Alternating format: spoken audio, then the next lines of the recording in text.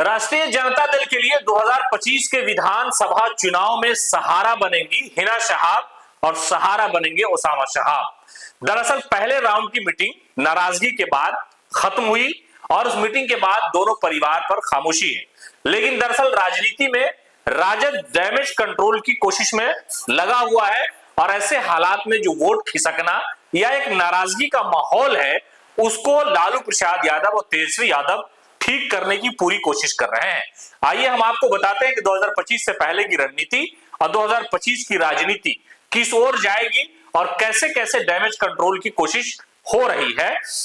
बाहुबली सांसद दिवंगत मोहम्मद शहाबुद्दीन के निधन के बाद सीवान का पूरा राजनीतिक समीकरण बिगड़ गया। बड़ी बात यह है कि वहां पर आरजेडी चुनाव नहीं जीत सकी। इसका सबसे ज्यादा खामियाजा अगर किसी पार्टी को सीवान में हुआ तो वो राष्ट्रीय जनता दल को हुआ। इसलिए और पिछले लोकसभा चुनाव की बात करें तो हिना शहाब ने राजद से 2 बार चुनाव लड़ने का फैसला किया था, लेकिन 2024 में वो निर्दलीय चुनाव लड़ गई और उसमें कामयाबी उनको नहीं मिली, लेकिन राजद को नुकसान वहां पर हुआ। लेकिन अब लालू प्रसाद यादव सियासी चिड़िया को पकड़ लेने वाले लालू यादव ने इन सारी चीजों को भापा और शहाबुद्दीन साहब की विरासत को बचाने के लिए, उस खेमे में टूट ना हो उसके जुटान के लिए, सियासी गलियारों की चर्चाओं पर विराम लगाने के लिए लालू प्रसाद यादव, हिना शहाब, ओसामा शहाब, तेजस्वी यादव की मीटिंग राजधानी पटना में करा दी। अब मीटिंग जब करा दी, पहले राउंड की मीटिंग हो गई, मामला शॉर्ट आउट हुआ, नाराजगी दूर हो गई और वो जो खामियाजा भुगतना पड़ सकता था राजद को, उस पर एक तरह से समझिए कि कंट्रोल लग गया। और अब ये बात सामने आ रही है कि हिना शहाब अपने बेटे ओसामा शहाब को उनकी इच्छा पर और आरजेडी की इच्छा पर चुनावी मैदान में उतार सकती है। इन सारे मामलों को लेकर के यह है कि सियासत में